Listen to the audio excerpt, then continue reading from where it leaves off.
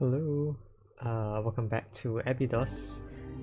Yeah, it's the second day. It's been a full day since I've started the Rotator, and boy, have I had ideas. In fact, I have three breakthroughs since ending the episode yesterday. I was thinking about it. I had three breakthroughs, and I will admit that the breakthrough, one of the breakthroughs was wasn't largely inspired, but it was inspired by something I saw online. I thought about it as well, and I realized that yeah, it actually is pretty logical of a conclusion you can end up with, so it's not unfair of a level, I would say. But the first breakthrough that I figured out early yesterday after I finished recording is that this machine over here, multiplied 4 times, is not as efficient as it gets. Instead of a machine writing on a machine writing onto a definer, which then gets written back to 0. I don't need to do that. I can very simply just build a machine that will either send you forward or down, and then that will give you the two choices that either sets you as 0 or sets you as 8. That's it. That's all you need for this machine. And this is very repeatable, by the way. This is like the most modulable thing ever. It's also very perfectly done because it's exactly the number of columns you need. So yeah, this is of course actually as good as it's gonna get. It's not the previous one where I said it was.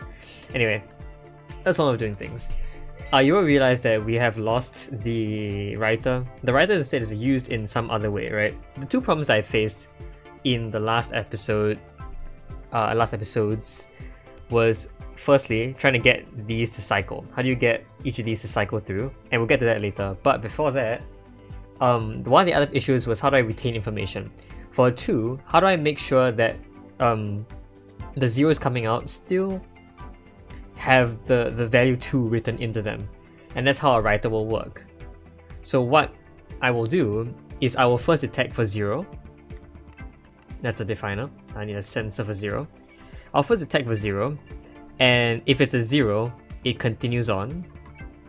If it's not a 0, it moves forward. No. Yeah, sure. Then I'll do it like this then. If it's not a 0, move up. If it's a 0, move forward. Actually, it doesn't matter. Whatever. If it's a 0, it will move up. If it's not a 0, move forward. And they'll all converge here. And I think the output will go this way, right? In either case. Yeah, the output will go forward in either case. Okay. So what I can do now is that a 0 will always be written onto something here. So a definer exists here. But what will it be written to? Well, it must be written to the most recent non-zero value, the most recent object to come through down here. And this value must be written onto here. And so all I need to do is place a writer down here. And is this? No, the writer for the bit. Yes, writes 1 above it. So a 0 comes out, and let's say a 0 just keeps coming out. I'll show you what happens eventually when the 2 comes out. When the 2 comes out, I take the bottom path. And when that happens, this will be written to 2, and then the 0 will go to here. And the 0 will always be written to 2. And it's fine, I don't need to set anything back to 0 because we'll never reach a value of 0 ever again. According to the text, you only get 2 4s and 6s. So yeah. The next time something happens, if I set a breakpoint here, is when 6 comes out. Then, of course, instead of being written to 2, it'll be written to 6. So yeah, that's exactly how you retain the information using a writer. I think I've talked about this before, but I'm not entirely sure. Anyway, this is the basic idea for the first part. Secondly, how do I make things cycle? This is the way it gets a lot more complicated, but let's see how we could figure this out on our own, right? We need to find some way to cycle through. And what is one way to cycle through? I thought about, in the past, adding 1 over and over. So for the 2, I subtract 1, and I subtract 1, and I subtract 1. Speaking of which, I don't think I mentioned this last episode, although I think I did, right? No, I didn't actually. I didn't. Okay, so another way I thought of making this more efficient, instead of having B sensors attached to these Ys, I have sensors for certain values. So I have a sensor for 5, a sensor for 6, a sensor for 7, a sensor for 8. And basically each of these sensors will be connected to the corresponding conveyor. And what happens is that when a bit passes through it, if it is a signal 5 bit, it will activate this and then send the output over here. And at the very end, I can have a B sensor that activates all of these Y ports to send an output through it. So that's how it would work. And I don't think I did this last episode. Instead, I just had B sensors linked to everything, including the quote-unquote conveyors. However, I took this idea from the rotator. Not rotator? No, sorry. That was what I'm doing. The router. You can see here we have equals, equals, equals, and equals here, which will basically allow me to have one indicate which signal gets the output. And so in this case, I want to do the exact same thing, right? So that's why these 5, 6, 7, 8 are there. This is very bad wiring now, but I'll leave it here for now. Actually, it's a lot easier if I just shifted this entire thing one over. Yeah. Okay. Let's do this again.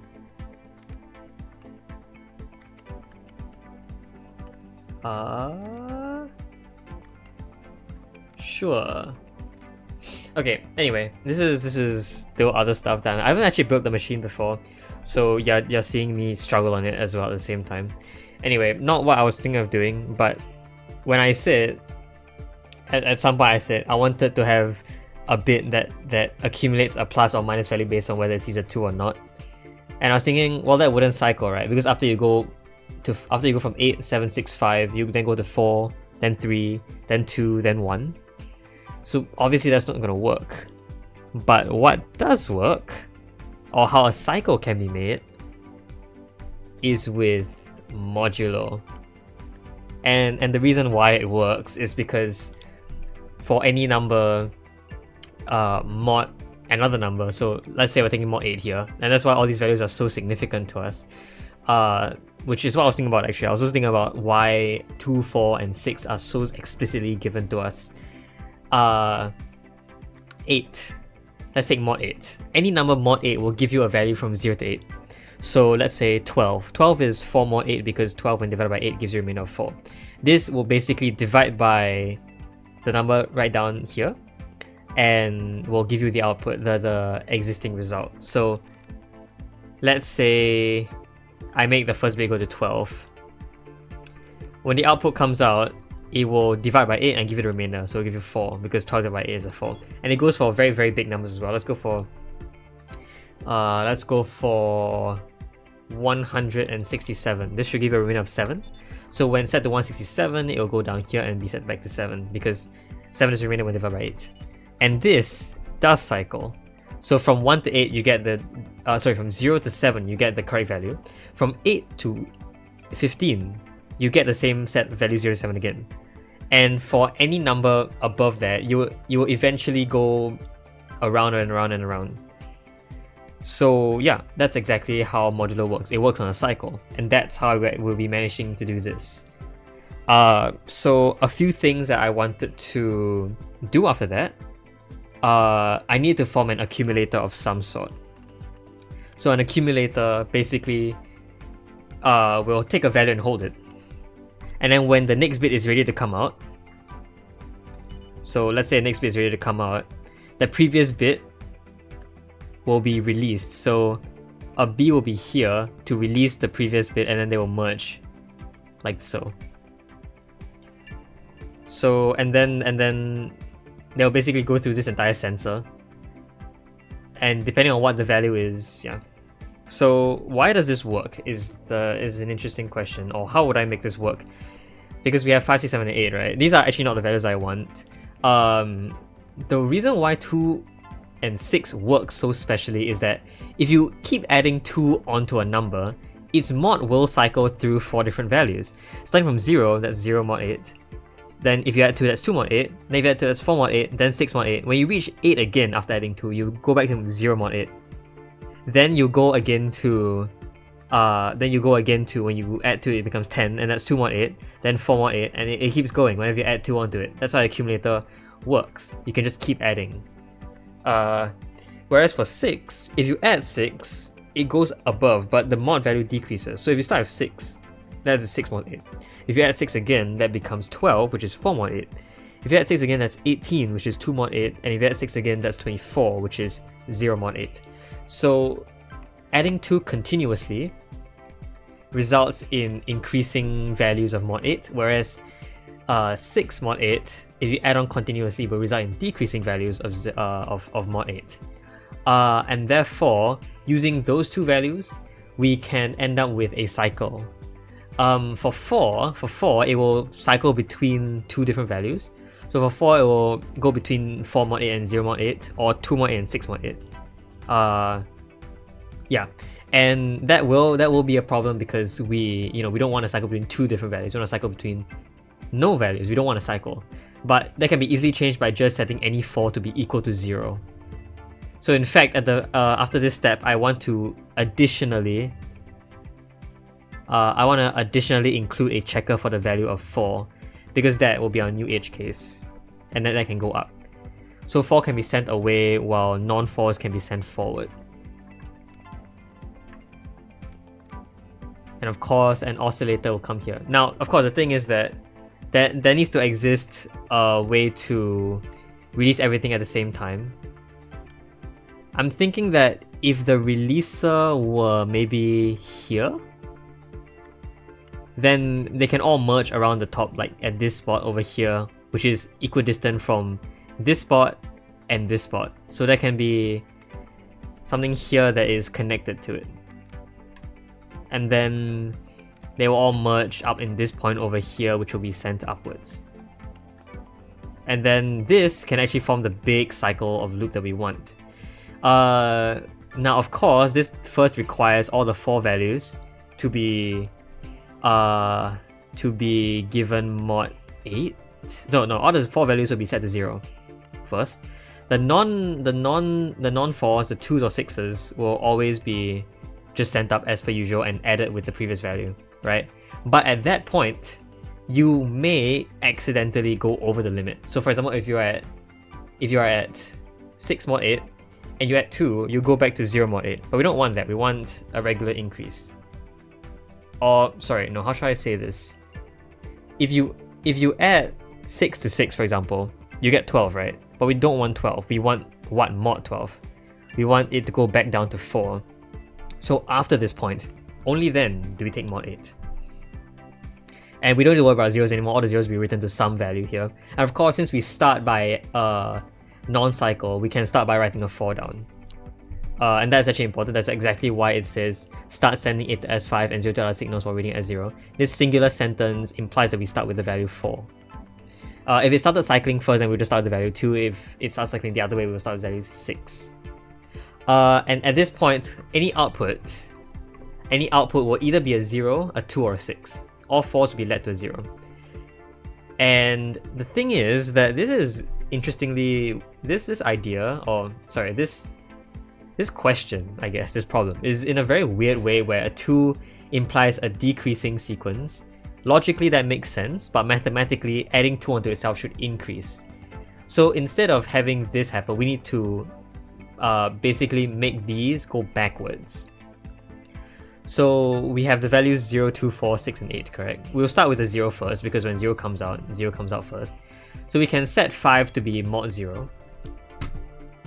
And then we would expect that 5, 6, 7, 8 increase. So 0, 2, 4, and 6, right? But that doesn't actually work. So right now, this would work. So this sends everything out, and then everything comes out. The 8 goes to an 8 here. And of course, we do need an output. So let's have the next 0 come in around here, I guess. So yeah, the 0 comes out first. The 0 sends out everything. The next one comes out, sends out everything. You'll see here is that good?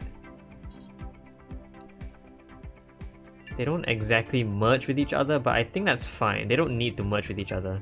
In fact, it's good that they don't merge with each other. So you get a lot of zeros coming out, of course. Let's set a breakpoint here. This is where the 2 comes out, and that's where it gets interesting. The 2 and the 0 merge to form that. So you start having the 2, but the 2 represents a decrease. So instead of activating this, it should be activating the 8. So this is where you get a first error. Instead of this, the 2 should be down here. And then this, so instead of increasing from 02468, 0246, it should be decreasing 0642. And I know it starts with a very weird value of 0, but because everything cycles, it doesn't matter where you start from, you get all the values out either way. So when the 2 first comes out, it'll come here. It'll be held here. This actually is a problem. The 2 must in fact already merge earlier. So that means that, yeah, this should be a 4. So the 2 should be earlier, right? Does that mean that... what does that mean? I can push this all down. I can make this a lot more efficient by having just less items. That makes it a little faster, but maybe a bit too fast.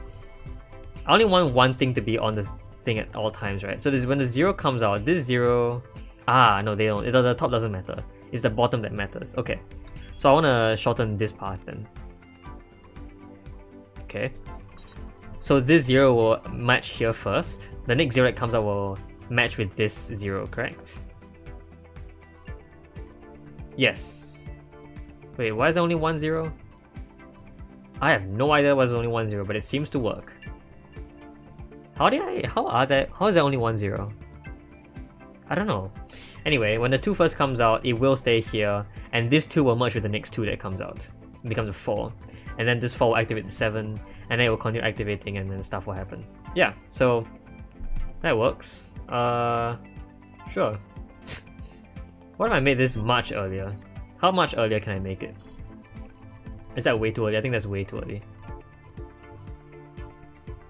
Yeah, the 4 doesn't activate this B. We need to make sure that distance between this and the obstructor is at least equal to the distance between this and this. And if it's exactly equal, we actually don't need the obstructor at all. And we don't need the obstructor, we can shorten a lot of things. This is exactly equal, but can I shorten this to make it exactly equal? This is not exactly, this is off by 1.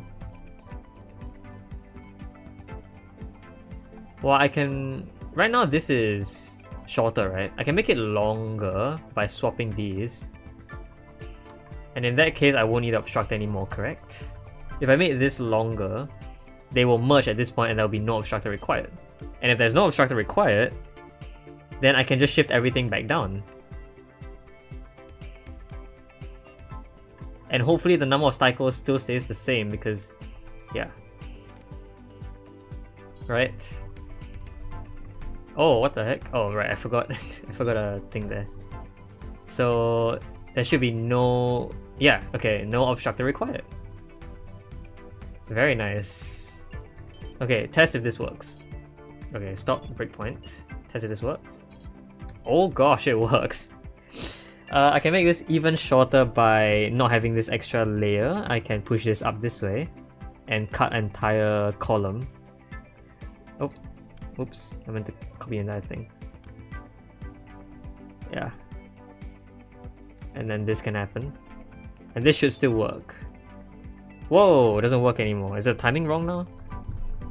Ah, yes, because there's an extra thing over here that works with this. Okay. So yeah, I lengthened this by 1, I think.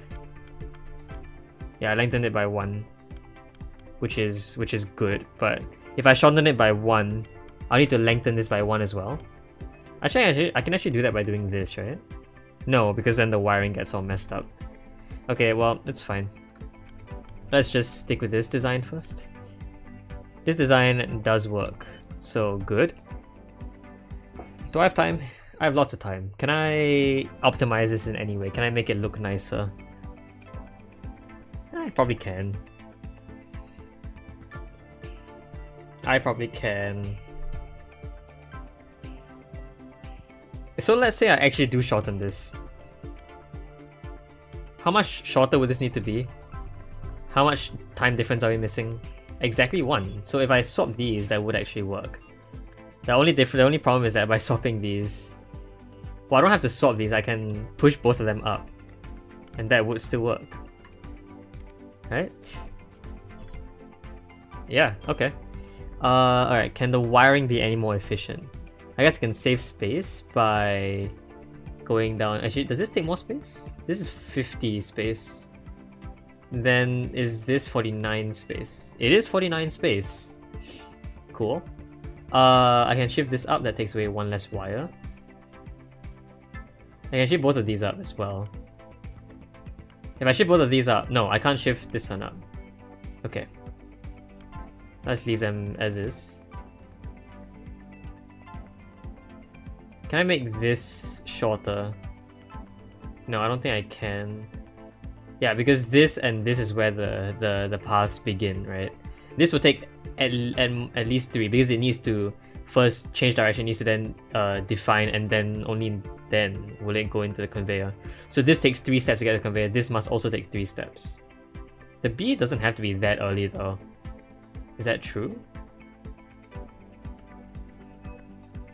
Also, couldn't... no, I was like, couldn't the blue wire itself just touch both the wire? No, because all 4 of these need to be activated. So I can't just activate a conveyor and its own thing. I have to activate only the conveyor and have something activate all the wires afterwards. I can save space by removing these wires and having them up here instead. I can probably shift these up to make it look nicer. So let's try that.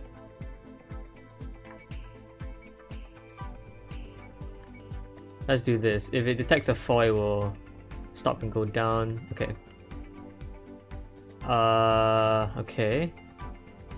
The wire is now here. So if it's not a fall, it'll just go up. If it is a fall, it'll go forward. This equal 4 thing, the writer has to be here. This is where... Okay, then the conveyor will first detect 0 and send it forward if so. And we'll send it right if not. Okay. Okay. Can save this. Does it save space? I don't think it does. It uses the exact same amount of whatever. I can really push this in here, but it doesn't save any more space. I think these empties don't count as space, do they? They don't. It's a very nice rocket ship-like design though. I am very... I do feel pretty happy about it looking like a rocket ship. It's not that symmetrical, but it's close to being like horizontally symmetrical. I think this is the only thing that's not. Yeah. Oh well. Yeah, this line is also not. Or whatever. Does this work? No, wow, okay, I think we broke something. 0 goes down. Is the timing different now? Oh, the timing is way different. No, it's the same. No, the timing is way different. What? The timing is way different because... Why is the timing different? What did I change? But which is taking more time now. This is taking more time now, so I can probably shift everything back down. There you go. This should fix it.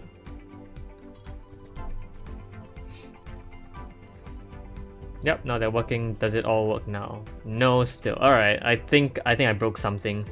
It should have worked, like... So something is wrong with this. Okay. Okay.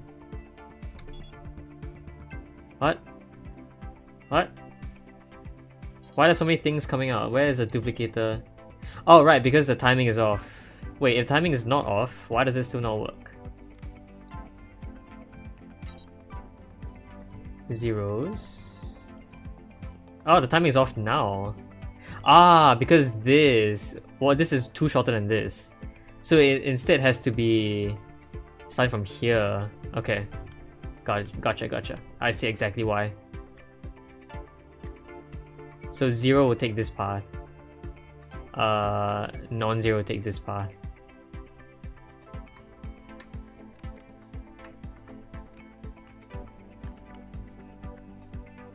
This should work, right? Zeros take the path down there, non-zeros take the path down forward. Okay. Yeah, okay. Good enough. This rocket ship is not really a rocket ship, but I'll take it. I'm really trying to make this look better, but I don't think I can. I'll just take the solution. Alright, let's play it out. Wow, that is a lot more scenarios than I thought there would be. 40 scenarios? Oh, there really are 40 scenarios. I guess they really do want to check everything. Okay. Well, this is certainly an interesting level. It took me, what, 2 days? 3 episodes? Jeez. I don't know if I should call this an episode on its own. I think I can, in fact, actually. The length of time spent on this should be good enough to call it an episode. So yeah, solution 2 is slot 2 is the one that actually works. The only one that took me more is like this one. It took me 5 slots, but honestly, this one was probably my best work because it's my actual own solution. Whereas Rotator and I think Stack Compiler, those two were not fully my solutions. While I did build this entire thing on my own without any visual guide, I did get the idea online about modulo allowing things to cycle through, which is where I got my final idea from. Yeah, so unfortunately not super original, but hey, it's I think I still did okay. Okay, next up is assembler, I guess. Let's just take a little peek. Whoa, L's and Y's. Hey, I didn't even realize. Oh wow. Oh wow. This is very special looking. Alright. This is also really short. S0 contains a list ranging from 2 to 12 entries. S1 supplies a list of indexes. Wait, what? S0... Oh, like each test case, right? Yeah, alright. I see what you mean. Oh. Oh, there are only 12 test cases and each test case is a set length, isn't it? Why are these the same length? I don't know, it feels like there isn't actually... Oh no, this starts with 2. So yeah, there'll be 2 12s over there. Anyway, scan S1 and output the value from S0 at that position. Oh, this is a reader thing. Wait, is it? We don't have a reader here. Scan S1 and output the value S0 at that position, where the first position corresponds to index 0. Look, I have no idea what this means. I'll figure it out later. For now, I'm out of this game. I am not per se taking a break, but I probably won't be touching this for a while. Oh, my brain. Yeah, okay. Well, I guess that's gonna be it for this episode. Hope you guys enjoyed the video. I'll see you guys next time. Bye-bye! So, right, this is just an arbitrary intro. Like, honestly, because last episode, or the previous time I recorded, was so short, I realized that this episode, or, you know, this might also be pretty short if I do everything right. So I might append this to the previous episode. We'll see. Last episode, or earlier this episode, we did Rotator. Took us quite a while, but I finally got a cycle working. This time we're going to be doing assembler. Now we looked at assembler before, and the idea of assembler is, well, it's actually pretty simple in terms of words, but in terms of solving it might not be. Basically, S0 contains some stuff, and depending on which test case, you get a different set of things. Right, and those things generally increase in length from 2 to 12. So you get a random assortment of characters of different colors. 1 supplies a series of indexes, so in this case, 1 provides a series of positions. Now, what I'm supposed to do is for that position, if it says 6, look at position 6, so 0, 1, 2, 3, 4, 5, 6 is an F, and output that object, F. 1 means output object at position 1, 10 means output object at position 10, 11 output object position 11, and so on and so forth for the entirety of the test case. And this is true for every test case possible. Yeah, so that's what they want me to do. They basically give me my materials, they give me an instruction booklet and say build this, and this is the thing I built basically. And alright, my first idea was, well, it's pretty easy, right? Why not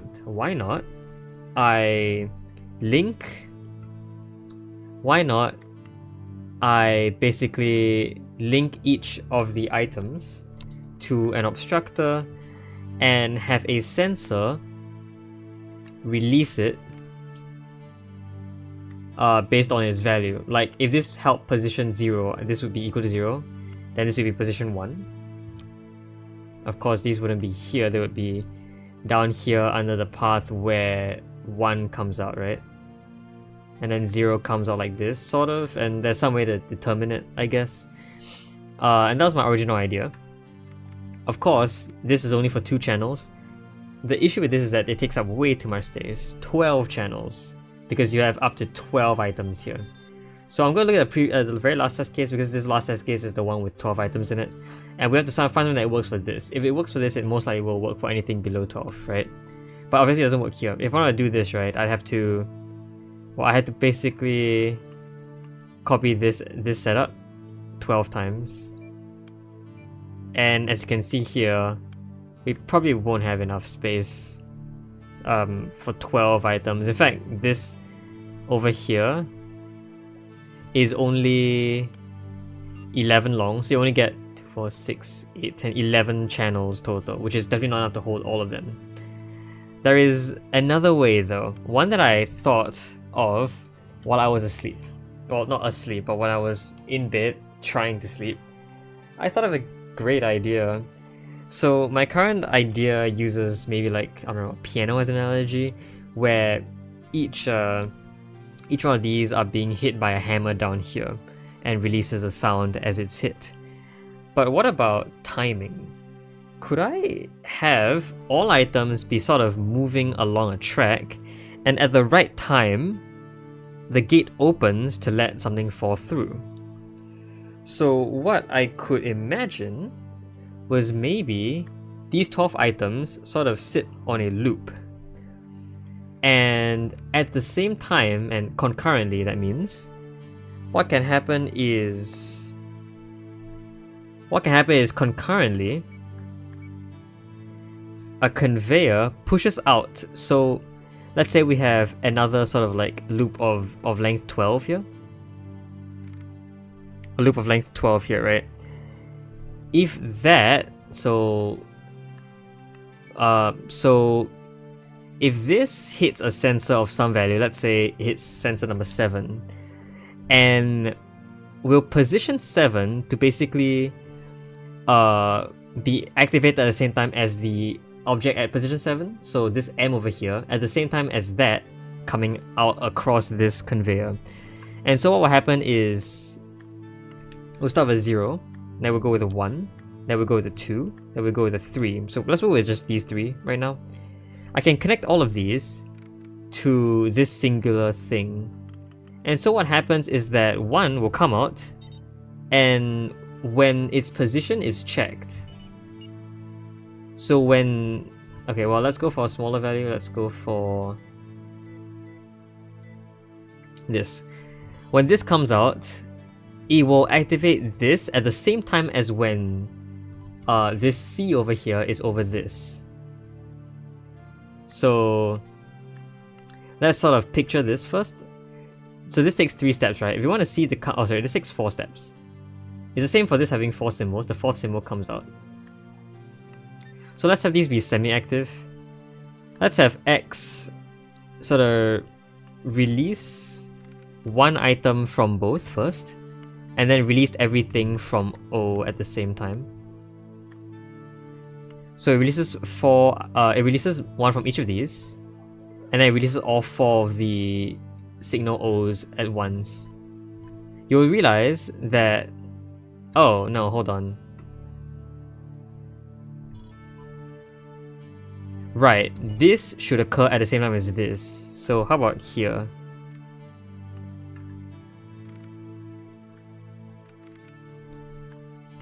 So here, when the 3rd item, or when item in position 3 comes out, this will be channeled downwards. Very cool, very cool, very cool. And of course, there are a few things we need to do. We need to put it back to its original position. Because the loop will stay the same. Basically, you only get 4 of these items, you don't get anything else. So we need to put it back as a position in its loop. We will also need to have it actually be sent to the output, so that's where a duplicator will come in. So this will send it in, the duplicated item will come out and be sent in here. So you get this will come back into position, and it will continue the loop. So yeah, and this will push out from 1 again. So this will happen, this will come into the loop, and then, ooh, and of course we can have this. And we still need to time this loop to basically take the same amount of time as this. Of course, I can make this a lot more compact by having it be in a much smaller loop like this. Of course, it still needs to accommodate all 12 items, but as long as the outer perimeter is 12 or greater, the loop should be good enough. There has to be some space between this and this, so that's the space. And of course, if we take the length of the loop, 1, 2, 3, 4, 5, 6, 7, 8, 9, 10, 11, 12, 13, 14, 15, 16, the loop is length of 16, we need to wait for some amount of time. That's why the obstructor can come in and hold the item before sending it through. Of course, this is only for a length of 3, we can do much better, or we can make it bigger for a length of 12. It shouldn't really matter then. So, yeah, so if it's 16, 1, 2, 3, 4, 5, 6, 7, it takes 7 to release the next item. We need an extra 9 cycles in the obstructor. So this will hold and wait for 9 cycles, and then it will release at the same time as when this next continues. So we'll repeat again, and if the 2 comes out, the one in position 2, which is this Y over here, will be duplicated in. Oh, right, of course, we still need we need this to be where the output is. So yeah, and then when the next one comes in, the 125 will be channeled out. Oh, and of course, it will face right, so the beginning needs to point left. Yeah, and then it will continue. Cool, and it will still travel back to this position because it takes the same amount of time from this to this as it takes from here to here. So yeah, and we can repeat. Cool, and this is actually going to work for as many cycles as required. And this should work for all 12 as well, I believe. We simply need 12 checkers, we simply need 12 outputs. So let's build that. 12 outputs is fairly simple to make. In fact, how big do we need this to be? This can run on a cycle of 12, right? The perimeter only needs to be 12. So we can remove 4, which means we can push it back by 2. 1, 2, yeah, this is a cycle of 12. This might be pushing it, but a cycle of 12 is all we need, probably. Okay, we do need 12 things to come out here, so let's have, this is 6. Let's copy this. Let's draw some. So this will release all 12 items. Let's go all the way to the last test case where we have all 12 items here. Yeah, so this is just the loop. And of course, besides this, we also need this guy to basically have all 12 sensors. So the perimeter is 12, the number of steps it takes is 12. But because we have 12 sensors, the number of steps this takes is no longer 12. It's now 13, because we know there's 1 step from here to here. If it were from here, there would be no place to put this. Well, the output can be outside. So actually, this could work. No, because there's going to be merge, right? There's going to be a merge with whatever comes out from here and whatever this is. So yeah, there's going to be a merge.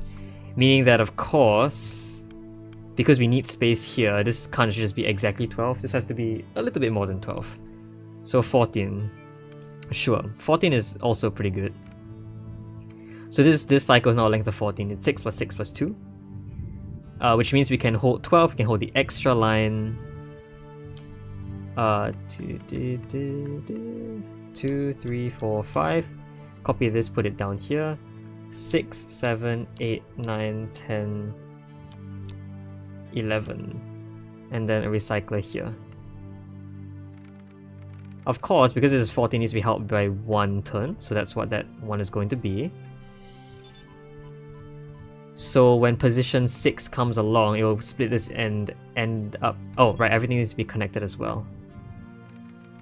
That's actually not very challenging. And the cool thing about this is that it can be connected in any way you want because they're all connected to the same network. So now we're actually timing a shoot. So at position 6 is 1 turn, it will be pushed out. And it will come back to its original position. Yeah. It needs to wait 1 turn before sending out the next thing, right? Or can it send out the next thing at the exact same time? Not one.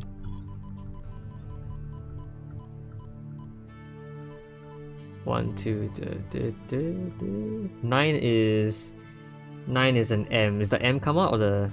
Yep, the M comes out. Okay, this works. 11 comes out. Yeah, alright. And does this work with smaller inputs? Of course it should, I think. So let's just try with 2 first. Okay, well a lot of zeros come out, which is interesting to me. Okay, but the good thing is I don't think those zeros will ever matter, because those zeros will never actually be called by the instruction booklet. The booklet will never call out something in position 3 or more. So those zeros don't matter. As long as they don't interfere with the machine itself, which it looks like it doesn't, it won't matter. Cool. Okay. Nice, that is our machine. Question is, can I make this look nicer? I think I can. Okay, I can definitely make it look nice. I can make it look symmetrical is what I can do.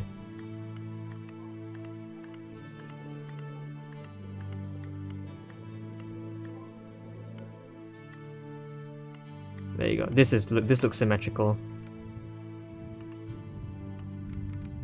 There you go. That's a symmetrical solution for you. Oop. Yeah. Okay. So watching this again. Whoa. What? Oh, right. What am I doing? This has to be here. There you go. Oh, wait, hold on. Timing is wrong now. Right, because this has to come out first. I don't know why I'm making such random mistakes. I'm not really paying attention to what I'm doing. There you go.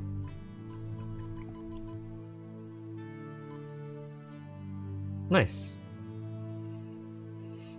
Very cool. Of course, if I made it shorter, it wouldn't work, but cool. Alright, that didn't take very long. I can actually put this onto the previous episode.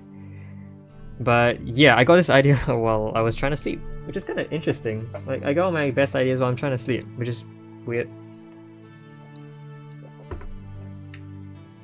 But yeah, this actually would have probably taken me a lot longer. It's just I suddenly got a fancy idea of, instead of hitting each of these like piano keys, I simply timed it, like maybe playing a guitar string or something. That's a really weird analogy. I don't think it really works out. No, I don't think it would. Okay, you know what? I have something better for you. I can put these, I can hide these in here. Oh, that's actually so perfect though. Like space-wise, that actually works so well. Look at that.